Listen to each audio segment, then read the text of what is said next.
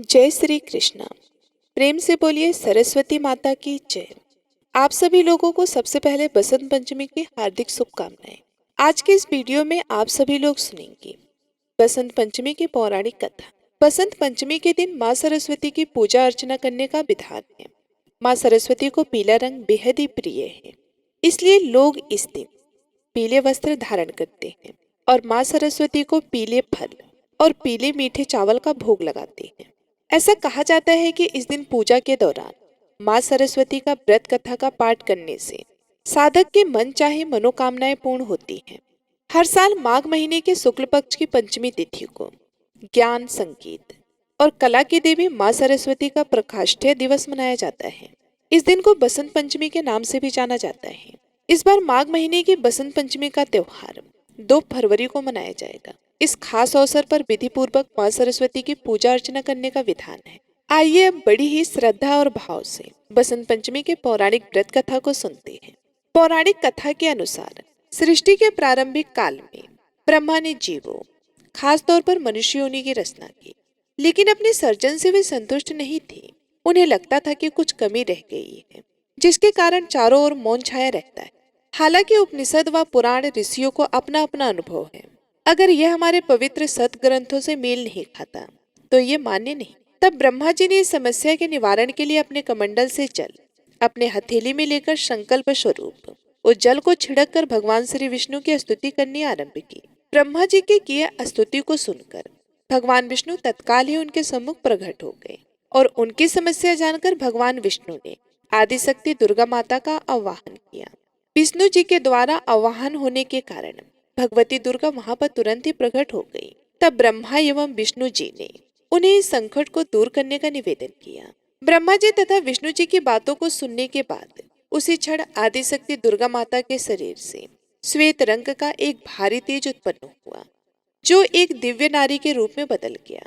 यह स्वरूप एक चतुर्भुजी सुंदर स्त्री का था, जिनके एक हाथ में बीड़ा तथा दूसरे हाथ में वर मुद्रा थे। अन्य दोनों हाथों में पुस्तक एवं माला थी। आदिशक्ति श्री दुर्गा के शरीर से उत्पन्न तेज से प्रकट होते ही उन देवी ने बीड़ा का मधुर नाद किया, जिससे संसार के समस्त जीव जंतुओं को वाणी प्राप्त हो गई। जलधारा में कोलाहल व्याप्त हो गया, पवन चलने से सरसराहट होने लगी। तब सभी देवताओं ने शब्द और रस का संचार कर देने वाली उन देवी को वाणी की अधिष्ठात्री देवी सरस्वती कहा। फिर आदिशक्ति भगवती दुर्गा ने ब्रह्मा जी से कहा कि मेरे तेज से उत्पन्न हुई यह देवी सरस्वती आपकी पत्नी बनेगी।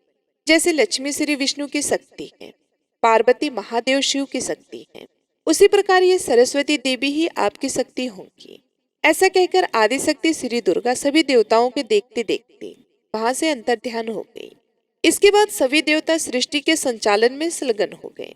सरस्वती को बागेश्वरी, भगवती, शारदा, वीणावाती और वाग्य देवी सहित अनेक नामों से पूजा जाता है। ये विद्या और बुद्धि की प्रदाता है। संगीत की उत्पत्ति करने के कारण ये संगीत की देवी भी है। बसंत पंचमी के दिन को इनके प्रकाष्ठय के रूप में भी मनाते हैं। ऋग्वेद में भगवती सरस्वती का वर्णन करते हुए कहा गया है कि अर्थात ये परम चेतना है। सरस्वती के रूप में ये हमारी बुद्धि, प्रज्ञा तथा मनोवृत्तियों की संरक्षिका है। हमें जो आचार और मेधा है उसका आधार भगवती सरस्वती ही है। इनकी समृद्धि और स्वरूप का वैभव अद्भुत है। पुराणों के अनुसार श्री कृष्ण ने सरस्वती से प्रसन्न होकर उन्हें वरदान दिया था कि बसंत पंचमी के दिन तुम्हारी भी आराधना की जाएगी, और तभी से इस वरदान के फलस्वरूप भारत देश में बसंत पंचमी के दिन विद्या की देवी सरस्वती की भी पूजा होने लगी, जो कि आज तक जारी है। पतंगबाजी का वसंत से कोई सीधा संबंध नहीं, लेकिन पतंग उड़ाने का रिवाज हजारों साल पहले चीन में शुरू हुआ और फिर कोरिया और जापान के रास्ते होता हुआ भारत पहुंचा। बसंत ऋतु आते ही प्रकृति का कण कण खिल उठता है। मानो तो मानो पशु पक्षी तक उल्लास से भर जाते हैं। हर दिन नई उमंग से सूर्योदय होता है और नई चेतना प्रदान कर अगले दिन फिर आने का आश्वासन देकर चला जाता है। यूं तो माघ का यह पूरा मास ही उत्साह देने वाला है, पर बसंत पंचमी माघ शुक्ल का पर्व भारतीय जनजीवन को अनेक तरह से प्रभावित करता है। प्राचीन काल से इसे ज्ञान और कला की देवी माँ सरस्वती का जन्म दिवस माना जाता है।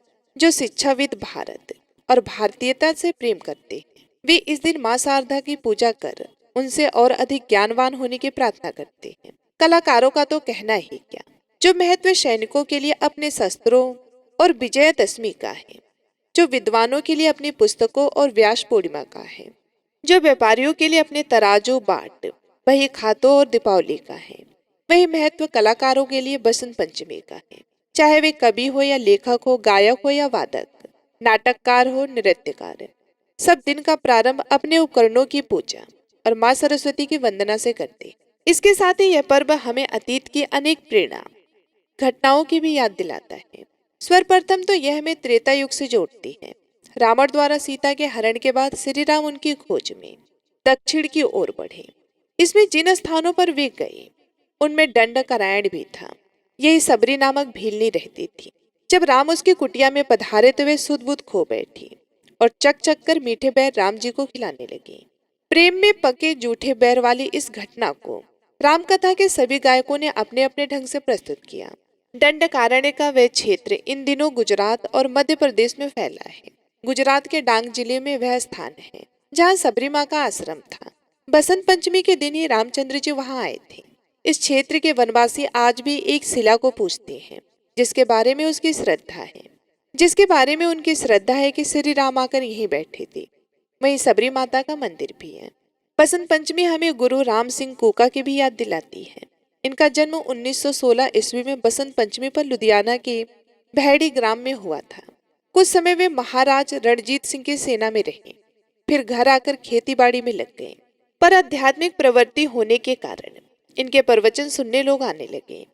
धीरे धीरे इनके शिष्यों का एक अलग ही पंथ बन गया जो कूका पंथ कहलाया।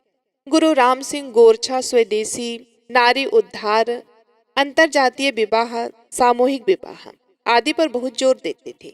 उन्होंने भी सर्वप्रथम अंग्रेजी शासन का बहिष्कार कर अपनी स्वतंत्र डाक और प्रशासन व्यवस्था चलाई थी। प्रतिवर्ष मकर संक्रांति पर भौड़ी गांव में मेला लगता था। 1872 में मेले में आते समय उनके एक शिष्य को अंग्रेजों ने घेर लिया। यह सुनकर गुरु राम सिंह के शिष्य भड़क गए। उन्होंने उस गांव पर हमला बोल दिया, पर दूसरी ओर से अंग्रेज सेना आ गई, अतः युद्ध का पासा पलट गया।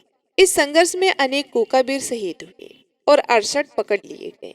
इनमें से 50 को जनवरी 1872 को मेलेर कोटाल में तोप के सामने खड़ा करके उड़ा दिया गया। शेष 18 को अगले दिन फांसी दी गई। 2 दिन बाद गुरु राम सिंह को भी पकड़कर वर्मा की मांडले जेल में भेज दिया गया।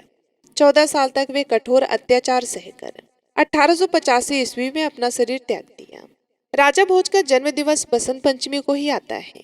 राजा भोज इस दिन एक बड़ा उत्सव करवाते थे जिसमें पूरी प्रजा के लिए एक बड़ा प्रतिभोज रखा जाता था जो 40 दिन तक चलता था।